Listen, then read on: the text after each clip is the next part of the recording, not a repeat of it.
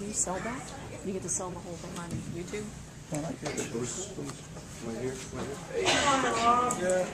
Okay, Rob Pattinson. Okay, we'll begin the questioning as soon as you settled in. Who's starting? Here we go.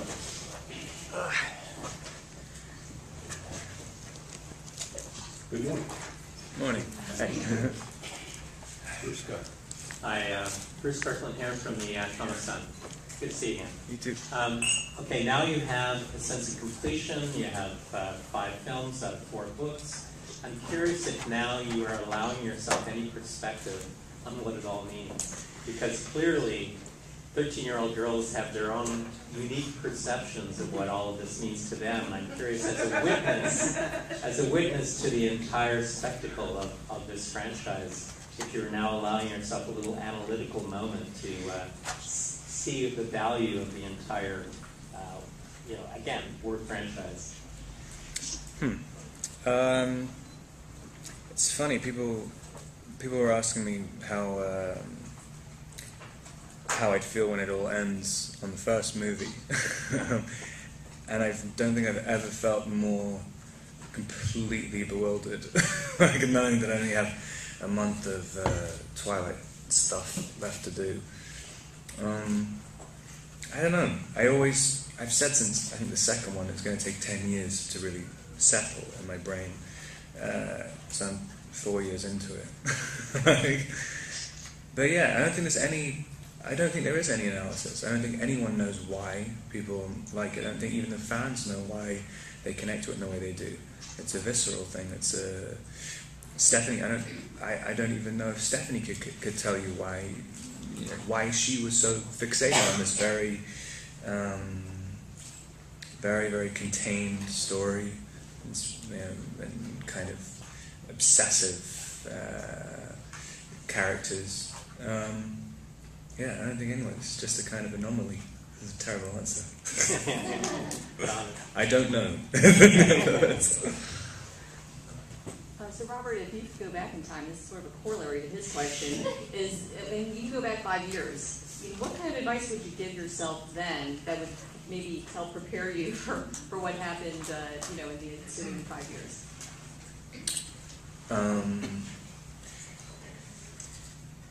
Start drinking vodka instead of beer. And try and get a 6-pack as early as possible. And you'll be a much more successful actor. I don't know. No, not really. I mean, yeah, it's kind of fun to deal with the terror and the and the kind of huge highs and lows of things. I'd never known that things. It was still getting massive surprises every time you have any kind of Twilight-related event or anything. I still remember, I think it was the 3rd movie where we went to Munich, and the entire Olympic Stadium was filled with fans, and just to walk in there and do nothing. I mean, literally, it was supposed to be a Q&A, but when me, Kristen, and Taylor just stood in the middle of the Olympic Stadium with 30,000 people just screaming. We just stood there like, for 15 minutes, and it's just, I mean, it's absolutely bizarre. Like, there's no way you can ever compute it. Hi, Rob. Hey. This film's keyword theme is forever. When you had forever, what things come up your head, and do you find what is forever and what thing is forever? Death.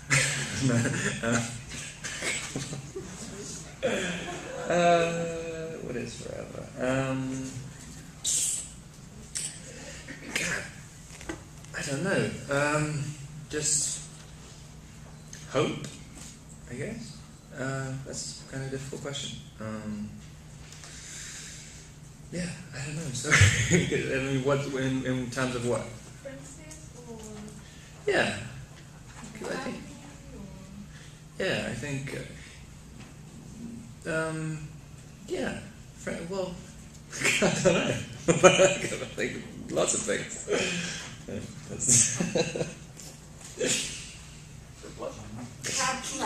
Robert over here. Could you talk two things? Could you talk a little bit? What was your last scene? What was your last moment of being Edward Cullen? And also, what's been your strangest fan encounter besides the Olympic Stadium? What was my last scene? Stephanie said it was on a beach. You guys Yeah. and how did you feel when you wrapped playing with Robert? I mean, it was hilarious considering we've spent the entire series filming in the most miserable conditions, and then we end on the beach of the Caribbean for like 2 days in the sea. Yeah, it was fun. I mean, we literally did the last shot as the sun was coming up in St. Thomas in the Virgin Islands. That was kind of, it was a nice way to end it, but because they were considering shooting it in the sea in Vancouver, so like, which would not have worked at all. And so, what was the other question? Were you sad to let him go? Yeah, it was very, very strange. It was kind of because we were still kind of frustrated. I was still the same frustration with trying to play it like the entire way through. I mean, right up until the last shot.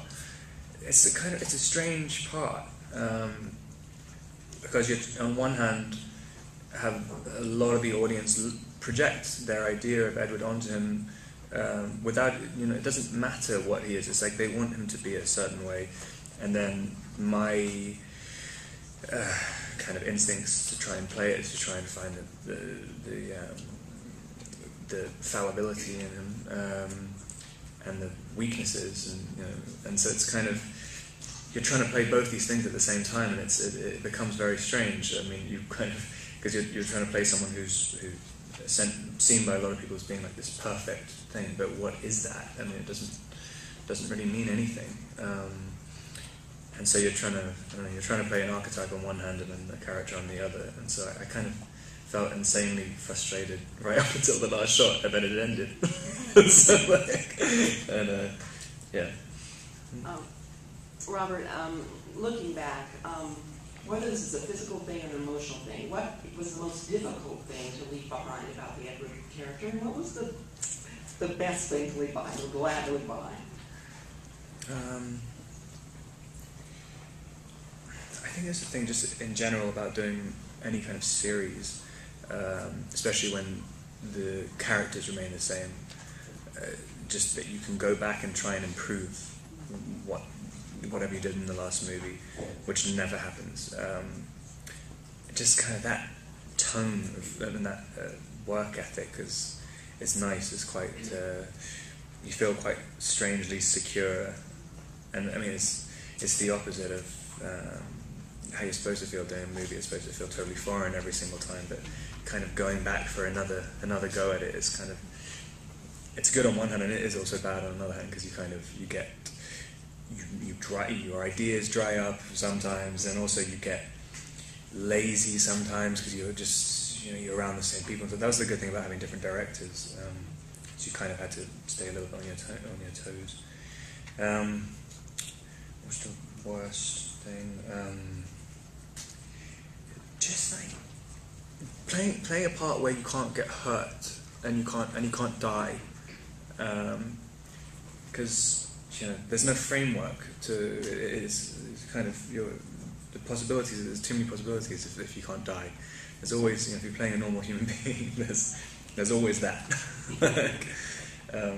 Yeah, I think that's probably. Hi, Rob. This franchise has obviously opened a lot of doors for you. How do you see that impacting your career 10, 15 years down the road?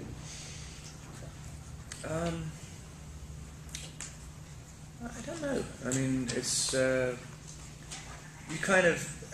I mean, people ask me if I'm afraid of getting typecast and stuff, but it's like you can't be afraid of it. I mean, it's really not up to you. I mean, I'm getting other parts that aren't vampires or whatever. So, I mean, I don't know if people will, accept me in them or whatever. I mean, there's really nothing to be afraid of. But yeah, in 15 years, I have no idea. I mean, I don't know how people will remember this series at all. I mean, it's crazy how intense people are.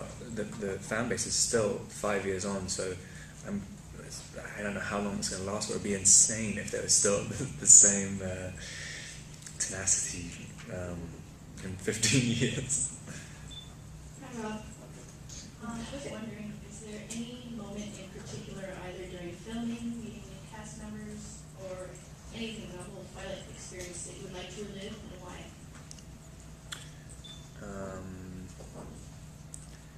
I'd like to relive. I mean, the whole first movie was pretty fun. It was kind of like, I've never really done a movie like it when there's such a big cast of people who are around about the same age, and everyone didn't really know what was going to happen with the movie, but it was a good energy. There was something which people were kind of like fighting for in a way. They wanted it to be something special. Because also, none of us were really known then as well.